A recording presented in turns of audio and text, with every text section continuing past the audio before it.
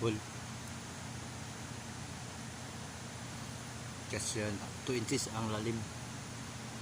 So may mga parang upuan. Tapos yun, may dot dito sa lalim. May dot yun. Yun. Measurement na 3 feet. 3 feet. Tapos dito bato warm yun, may sagiro in front, tapos may tatlong dot, parang kamay ng pusa to ganun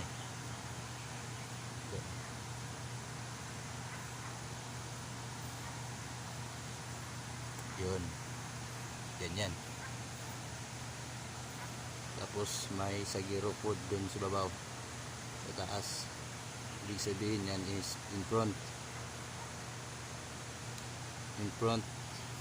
sliding portion. Tapos galing dito is 3 feet dito tama.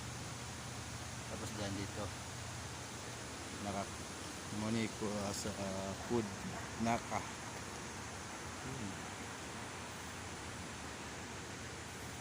Yan ang spot.